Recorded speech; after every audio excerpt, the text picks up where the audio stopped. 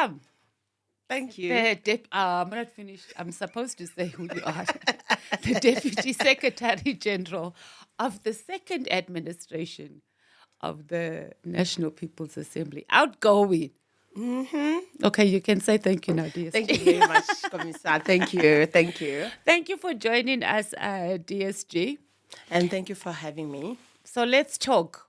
Mm-hmm. Let's start off with you becoming the DSG, our Deputy Secretary General for the second administration.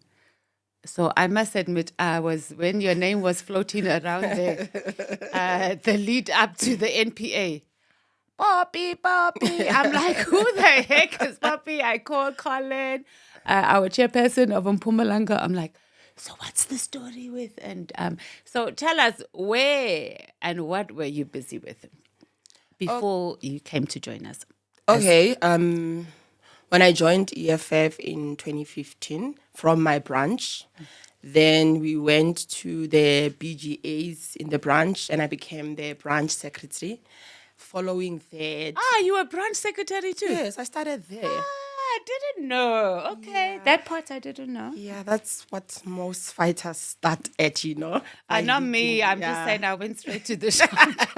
By leading from the branch. Yeah, okay. So I led in my branch proper as ground the secretary. Force, yeah. Yes, then I became the regional chairperson of Ngangala. And from there, then I found myself, being the DSG.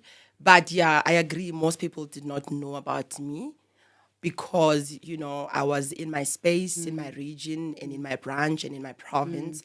That is why the Mpumalanga fighters felt that maybe it is appropriate for them to send me to be the official of the movement, which I'm honored by that. Oh, I didn't know. That's so deep. Because I think out of all the officials we've had, even from the first administration, generally all, they might have from their previous organization served in other roles, but generally we don't come from being particularly a branch secretary or a branch chair in the EFF to that. So, that's a great story. Tell me about give me one story. I remember once you told me about how you were very busy protesting. Yeah. And for those who don't know, DSG loves action. So just tell us about that one.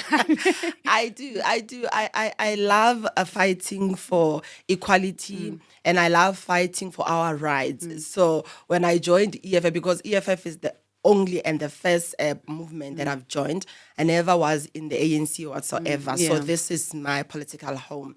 So when I find that this is a protest movement where we can just stop and do anything and fight for our people and raise issues for them if they are scared to be fired at work, because one of the incidents happened in 2018 where I was like 7 months pregnant and there were people there in Middleburg.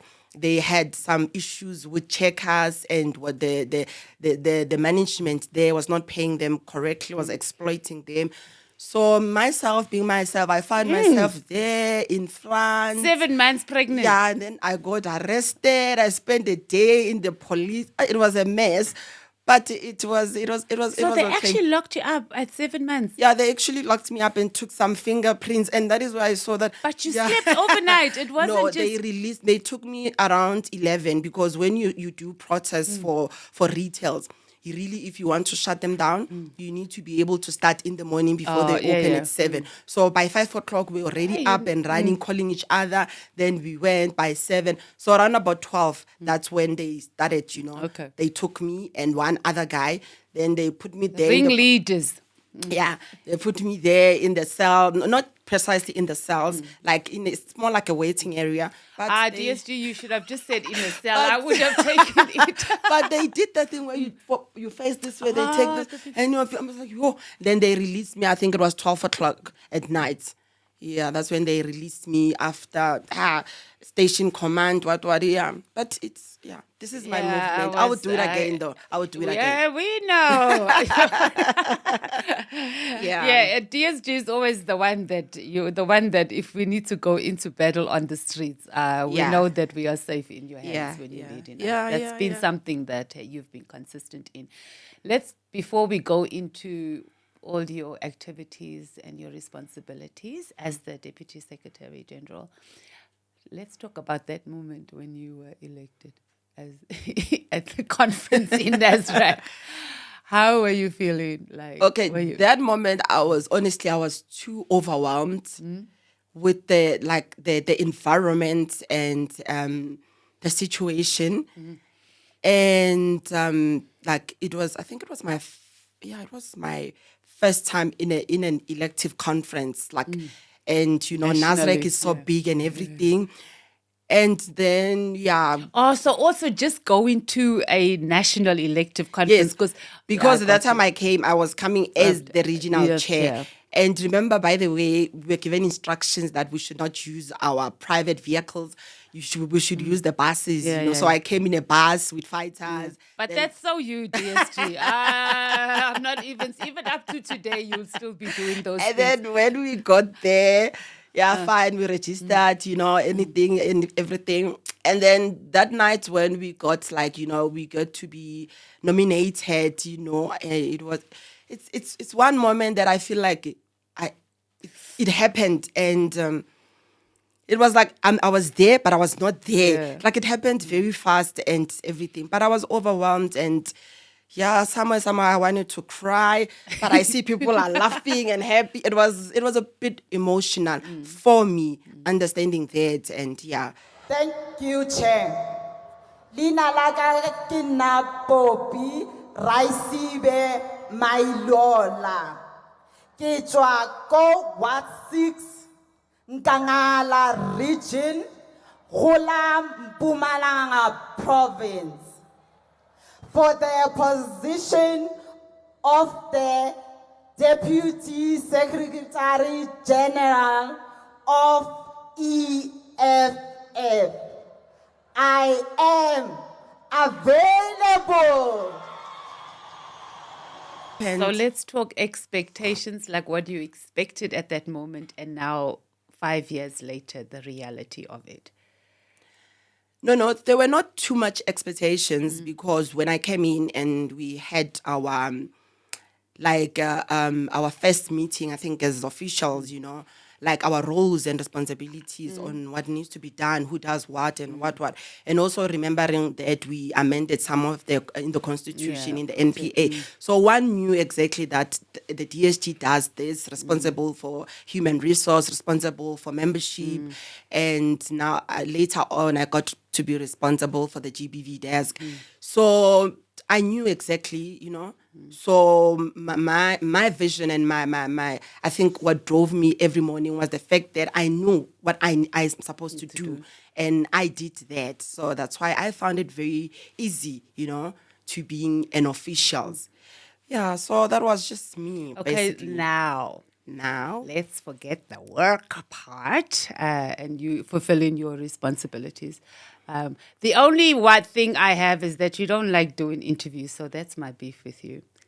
So you have partly filled those responsibilities. The rest, when you are a leader and you find yourself in a space like being an official of the EFF, it comes with a huge pressure that people are expecting you. So myself, I told myself that I need to be here and I need to learn from those I'm leading with. So I was not refusing to do interviews. I was learning.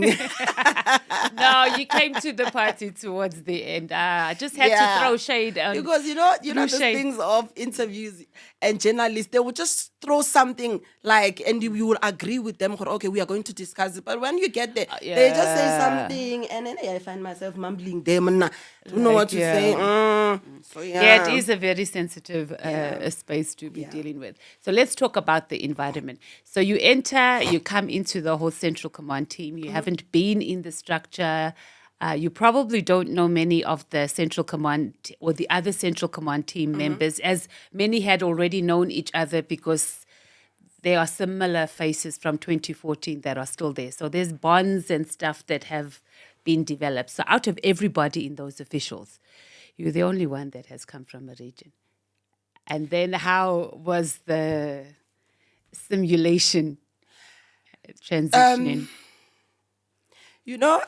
Most of the CCT members, I knew them because I attended most of our marches and rallies and, kept updating myself on who's who. I knew them. Unfortunately, they didn't know me because, I was from a branch and you wouldn't find me. And they were elitists, not me, DSG. You wouldn't find me in your VIP, things. So I was always there with the people, being there. Yeah. But I knew who is who, and I knew commissars, and I knew what they were doing. And sometimes when you want to empower yourself as a young woman in politics, you will take time and listen on how they address, how they talk, how they articulate, our policies and our mission. So, So coming in, it was easy for me. Trust me, it was easy because this is my organization. This is my movement. So everything that needs to be done by everybody, I was one. I'm one of the movement as well. So I needed to just do it, So it was easy. So there was nobody that was a bit hostile towards you. You don't have to mention their names. I'm just saying where they were a bit territorial and later on. Okay, they are. You don't have to mention their names. I'm not going to mention names. I'm just going to say that there are few comrades that were even hostile during the upcoming, our NPA, the second NPA. Okay. From the moment that my name was raised, they were just being themselves. And I respect that and I understand because when it comes to conferences, people have the right to have their view and have their preferred candidate. So I would say I was not their preferred, but they had to accept that I was the DSG.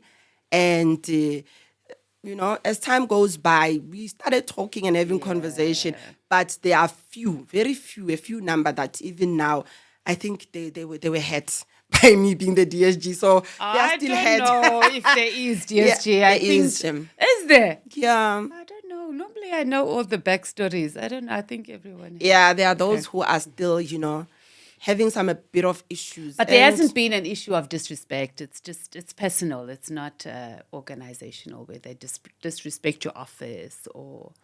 No, at some point it was disrespect because, when an official walks in, whether in a meeting or something, you have to stand up. Some would not. Some would just pass by and they would actually see you. And some would be surrounded by fighters. They would just make sure, I don't respect this person. And fighters will be around, they will do those kind of things. Some would not even pick up your call. I call you to find out how far are you coming to the meeting? You see my call, you don't even respond, you don't even say I'm apologizing whatsoever. So it was disrespect and that should not happen to anybody in the movement at all. And we should not allow it. And I'm sure you didn't. Because you don't mince your words. DSG, when you're ready, you're ready. You graduated recently and you were looking here. Tell us about that. My studying with UNISA started long ago, but don't ask me when. Yeah, I'm not going to, because I know every time there was something big that was coming up, then you're like, no, my friend, I need to... No, my friend, I started a bit long ago, but I think I could have finished way back. But unfortunately, I think studying needs discipline, especially when it's a long-distance studying or online. It really requires you to, to have to manage your time properly so that you will know that at this time I need to be at home studying and whatsoever. And now being in the organization, things happen. We need to go to court. We need to go to a protest. We need to do this. And when you get home now, your books are looking at you like you need to do this. So finally, I found some balance. I really forced myself to find that balance. And also the EFF forced me as well. Because next minute we always graduating gowns there. It's proper fashionable. It's like, don't leave me out. Every day in our meetings, must there will be that talk that, you need to be able to, we can't sit with people here with metric. Your president, you showing shade at president. So those things, and I'm like, yo, this one is talking about me, this man. Then I'll go home, I'll take my I will study, and when you like studying, I would even tell my little sister, I'm like, man, they'll be reaching me here. I'll take a book for 1 hour. After there's something, just say, sleep, Poppy, man, just sleep. And I was like, I want to sleep. So the organization really helped me. Yeah, it did a lot. It pushed me. Look where I am now. I'm smiling. I'm a graduate. You were dancing there, and I couldn't even make it to your graduation, but I was getting the videos. It's a beautiful feeling to finally finish whatever that you are doing and going into that stage. And it's beautiful. It's beautiful and it's personal. It's nice. So we made education fashionable, not just in society, but right here in the EFF, it was proper. So congratulations. Proper. And I do have other commissars that I know that they are studying and they are about to graduate. So there are many that are coming. That we are proper. So you've laid the pack. Talk about motherhood. So that's balancing. I know. Yeah. And it's a very difficult thing to do. So how many kids? Oh, I'm a mother of two beautiful girls. Yes, there's beautiful. Yeah, one 13 and the little one, she's 6. 13, she's in grade 7, and this one in grade 1. So yeah. My kids, they are my source of inspiration. Because funny, when I became like more active in the organization, like being in the official and also attending some meetings and whatsoever, when I get home, they would get a time to ask me that, so what did you do today? What is this? What is happening? They are more interested because I think they realize that this is my life. So they get to ask me about those. Finding balance, I don't know if I found it as well. I'm still struggling a lot. But your kids are very politically aware and organizationally aware. Yeah, they are aware. They are aware that they are aware that Mondays there's something called war council.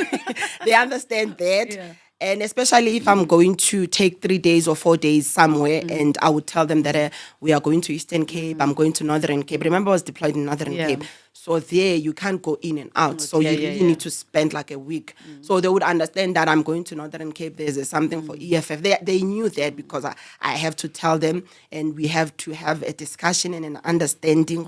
Now, this is what is happening. And the nice thing is that if we are in our rallies and they're going to be on TV, televised, I would actually call them so that they can see, you are not here at home. We are actually seeing you. You are at this place. Balance, Yona, I don't know. I don't know what that is. I really don't know. Because when you get home, they want to play. They want to talk. That time you are so exhausted. And the TikToks. You don't want any. It's just, you're just putting things into place and putting systems. I think the most important thing is having like a great support. My family is very supportive. Yeah. My circle of friends, they're very much supportive. And also finding a very reliable helper at home. It helps a lot. And also finding a very understanding partner. Yeah, let's talk about partner.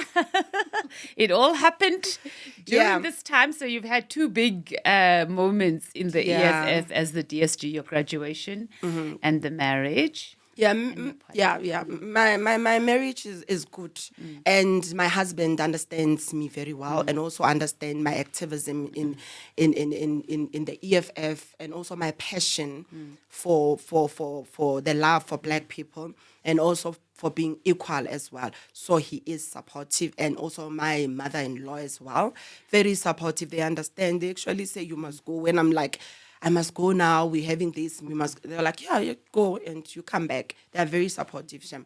So proper support system. Let's come back to Winnie Madikizela Mandela House. Yeah. HR, do you pay your staff? Yeah, we do. Do you give them leave? No, you know what most people don't understand about EFF is that we have a very solid infrastructure in the EFF. We have mechanisms that are making our headquarters to run smoothly.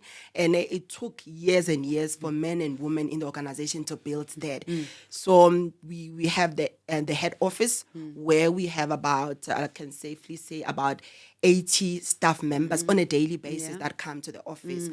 They they've got their responsibilities and they know what needs to be done. And in the 9 provinces as well, we've got provincial offices in 9 provinces. And we also have our regional offices in the There's a lot of 53 stuff. regions. So in total, we are looking at about 400 and odd staff of the EFF who are paid every month. You pay the We pay them, and we also pay bonuses. Yeah, we do. On the birthday of each of our employee, we pay them bonuses. All I of must them. be removed Even from Parliament. even during the COVID, there was never a time during COVID, the 2 years in COVID, where we could not pay our staff. We paid them in time. There are no delays. Our books are in order. The TG will tell you we are in order, in compliance with SARS, with Labour UIF and all those we our RP5s, we give them on time in July. They go and they claim. If they need to claim, they come to us, we assist. And we also have bursaries as well, where we are in partnership with CETA. They give us bursary annually. Right now, they've managed to allocate about 400,000 where they give to us, and we'll be able to give to our staff for empowerment and skills. And we also have where they give us funds so that we can take young people and bring them here to give them skills. So we are doing very excellent. We are doing very good, because anywhere in South Africa, people expect the EFF to deliver in everything that we do. And we do, because why? We know exactly what needs to be done. And we do so seamlessly that people don't even know. realize that we've been doing all the stuff. And then we must collapse our organization. Imagine. Nahan, the EFF won't be collapsed, Shem, but it won't be. We must pack up shop after all this infrastructure. The EFF is solid. We are solid, especially on our administration side. Yeah. We've got very capable young people. We've got graduates. We've got people with masters who are here in the EFF and are prepared to work for this movement. So whoever comes here and speak rubbish is their own rubbish. They must not bring it here to EFF. Imagine. I actually had one of our staff members from Limpopo who's resigning because they're going to work. Don't look at me like that, DSG. They're resigning. They're moving to Kenya. But she was almost in tears talking about, if it wasn't for EFF, I wouldn't have graduated.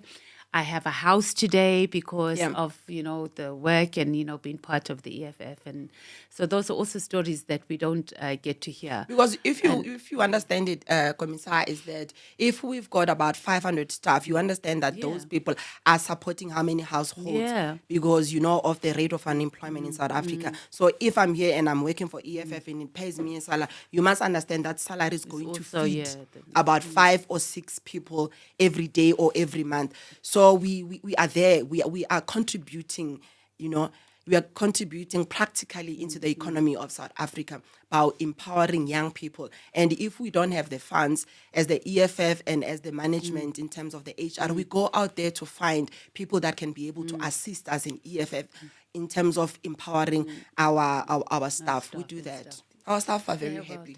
You must ask them. I'm joking. But you have generally, we've been consistent, and when you came in on the second administration, you built very well. Like TG was saying yesterday, she flew. I was like, okay, go TG. GBV desk, that has been one of your responsibilities for setting up the gender-based violence desk, and that was something from scratch because it wasn't something we had in the first administration. Yeah, talk about it. Starting it, and I think the GBV desk came about because you remember during the time of COVID, that is where the rate of violence against women and children were seen happening, because that time people were more frustrated at being at home and unemployment and not having food or anything, and not even having the opportunity to go out there to hustle in the street because of the restrictions. So we saw a high spark of GBV in households, especially intimate one, where for partner like marriage. Yes. So from there, that is where when it happened, and we had a case, especially the case of Tsehofa Sopule, because it was one of the cases that shocked South Africa, and we were all very troubled by how she was brutally murdered, and then that is where I started attending to the story and following up, and also going to meet the family, and also understanding what is it that the EFF can be able to help. And then the family was more welcoming and said that we just need your support when we go to court. We need your visibility. We need you to talk about her and talk about what happened, so that her matter cannot just be silenced like that. We don't want her court case, like any other cases of GBV in court, just to go, to go blank, or, dockets to be missing and so forth. So they really pleaded with us that please be with us every step of the way. So that is when we started. And from there were many women in the EFF who also said, now we need to be able to do this DSG on a daily basis. We are here, we are available. Can we be able to consolidate each other and have a formula? Because before we had the GBV desk, there were fighters and commissars who would attend to cases, but we didn't have like how to do it and when to do it, and after how to report, because you help a family, you find that they need more. They might need money to go to court. They might even need referral for a social worker or counseling. They might even need you to accompany them to the police station. So those were the basic things. So that is where the establishment of the GBV desk came about, where we had to write what is the goal of the desk, what needs to be done, how do we handle matters, and we also had to educate ourselves, because when you deal with GBV, it's a sensitive matter. Even if I know you, you come to report your matter to me as responsible in the desk. I was not supposed to go and talk about your matter in public or even how. So we had to build that trust in communities and in society, that when you bring your matter to us at the desk, you must know that we are going to be discreet, we are going to help you. And we also had the call center where some people were calling, but not them who were violated, but they knew a person that was being violated, and we would find a way to approach you, because you are scared maybe probably to come to and then we would approach you. And after that we established it here at the head office, and then we also managed to establish it in the provinces and in the region, where we had ways to report and keep each other, and we had inductions in the province to induct, and we invited people that knew better about how to handle this at the GBV desk. And we also ourselves, we went for counseling. We had people that were prepared to help, that you cannot be dealing with GBV cases. Even you yourself, your mental health is important. I remember myself and you during the series in August, we went and collected this young lady in Nelspruit. Who was banned. The boyfriend DSG. poured petrol. Yes. I remember So that thing. You're making me even start crying. Imagine you collect it was somebody so because traumatic. she's from Emalahleni, but she's in Rob Ferreira in Nelspruit Hospital. Sure. She's discharged today. No transport, yeah. nothing. So we had to go collect her and talk to her. And even after that, you need to be able to keep constant communication with the person, support them in many ways as possible. So that is what they call for the GBV desk. It is us. It is what it's the GBV desk of EFF is about humanity, and it's also about bringing hope. You reminded me about that story. We It's did giving a me lot. chills. It's been a beautiful and there's 5 so many, years. and you're so right, DSG. There's a lot of, outside of, the media that we do around you attending cases and stuff. There's so many cases that we don't, because, people want to keep it under... or not And make us we broadcast, and we respected have that to as respect that. So it was never about us weaponizing the violence against women for us to grow our profile and also to grow the GBV. That's very because something. also when we will speak with families and survivors of GBV, we would get a clear sense of what is ought to be happening in terms of legislature, in terms of laws, in terms of everything. Because these people, they were giving us the inside info that I wouldn't be in the situation should I have been like this.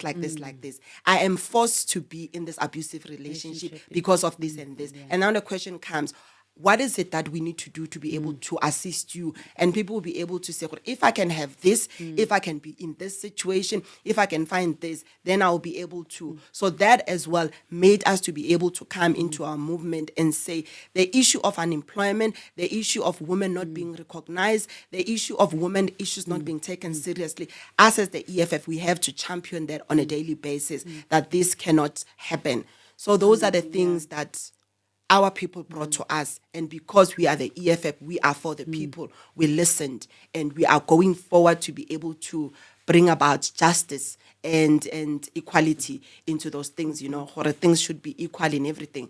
And it goes back when you spoke about us getting calls on the line and people reporting, like neighbors or whatever, us having that infrastructure to be able to say that, call that branch secretary or a branch chair and say we need to go there, and being able to do that. Yeah, because when we started having now, like, what is it called?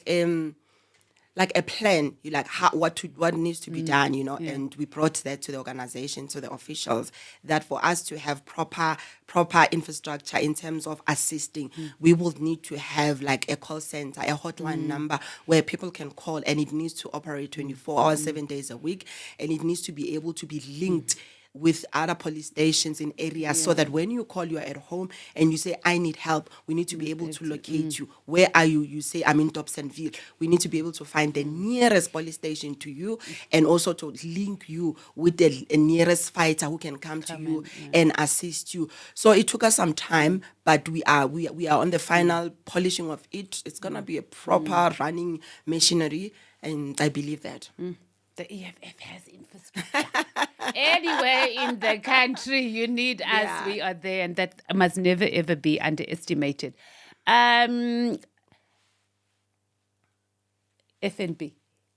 Yeah.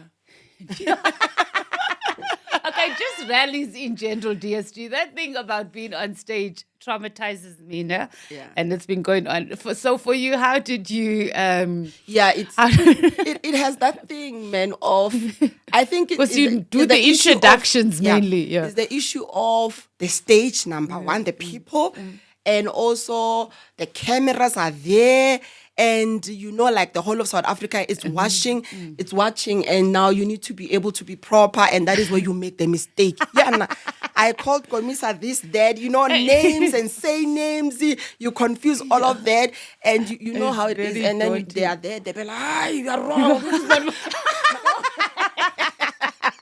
Or like, cut it short, don't introduce everybody. Be fast.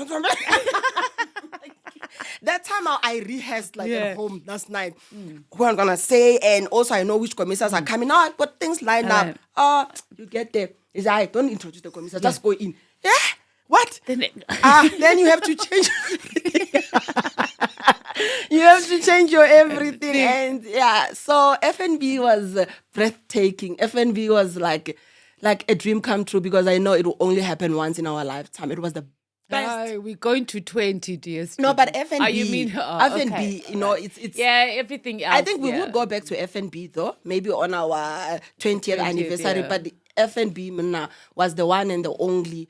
And it was the doing first, that like round around, it was I'm so getting nice. shivers And I was just looking looking very at it beautiful, again. because I take yes. I take our rallies very serious. We know. No, you know me. Yes, I've got my team that takes care of my outfit, my hair, my makeup, and everything. I mean, for real, you can't go to a rally, Leanne, and everywhere guys, you go. Yeah, I take our rallies very serious, because they are very important to us and the whole nation, and even Africa and the diaspora, and everybody's watching. So you need to be presentable. Yeah. You need to understand sense of occasion sometimes. And you have the sense of the occasion. So So when you have to put together outfits, how did you decide on this outfit for FNB?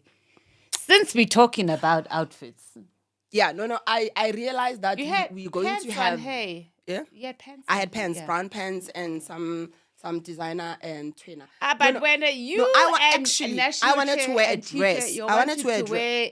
Yeah, I wanted to like your red carpet thing, but I realized that there's going to be too much working journalist and whatnot. I'm like, no, let me go simple and classy. And I did for that, and it was a lovely look. Yeah. So now you've moved into Parliament. You're a member of Parliament. How's that going?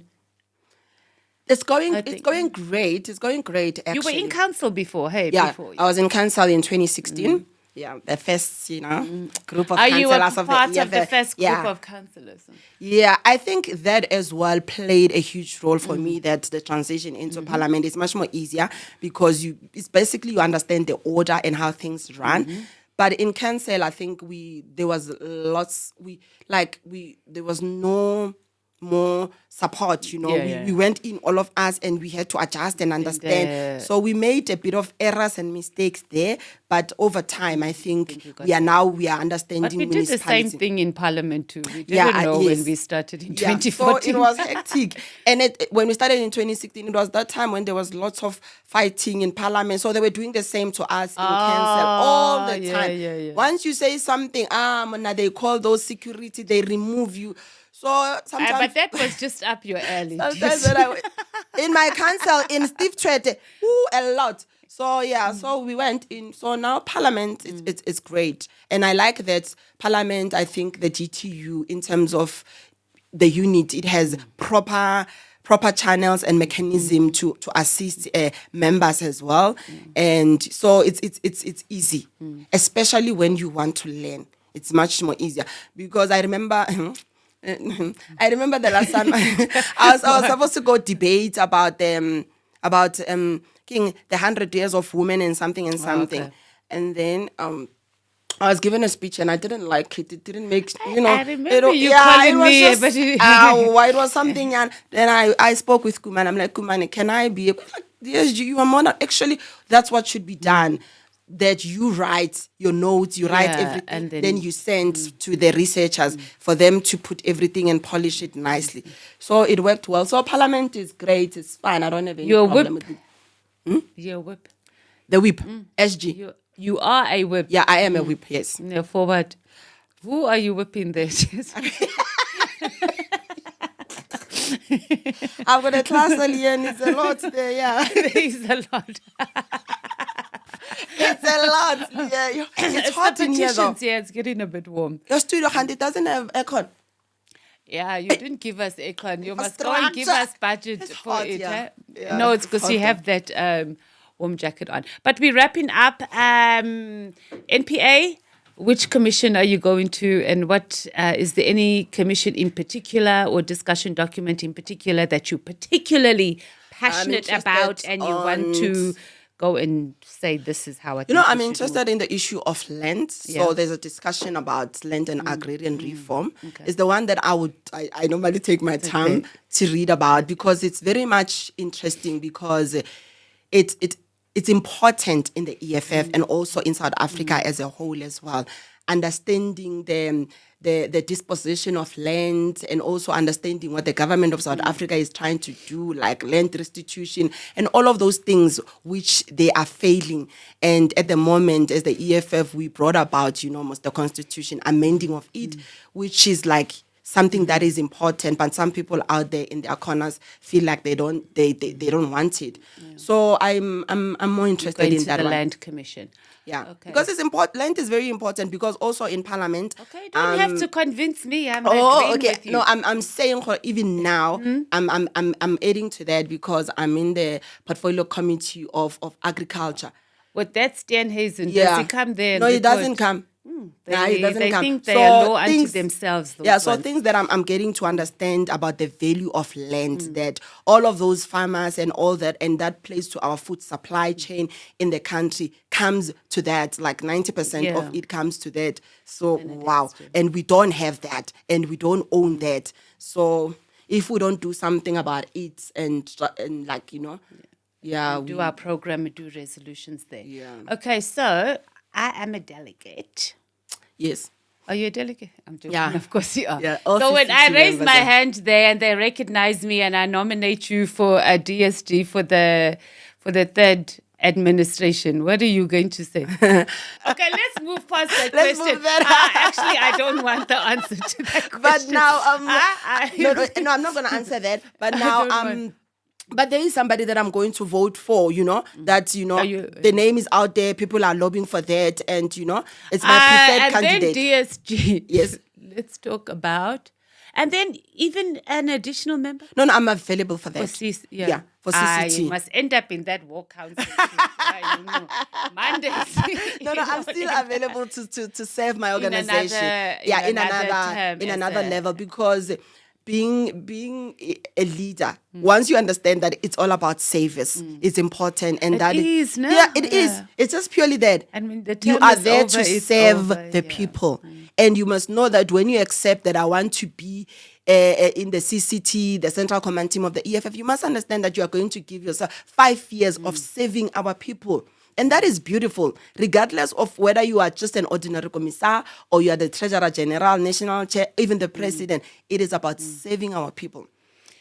Hey, 11 years. Thank you, my DSG. Outgoing DSG. Yeah. Thank you for having us. We're going to see you in NASRAC. I think all our preparations are going well in that regard from your office. You're doing accreditation. Yeah, I'm doing accreditation and registration. So there's a process that we would undergo, but we need to firstly confirm and everything. But however, I will be at the UJ where we are going to, receive our delegates, and I'll be there as well to finalize their accreditation and everything. Also, after that, to usher them to the accommodations. And every morning, I'll be there with our team to make sure that they have their tags, their insights, and I know that everybody's here. And even when they go home, we know that everybody's at their hotels and everything.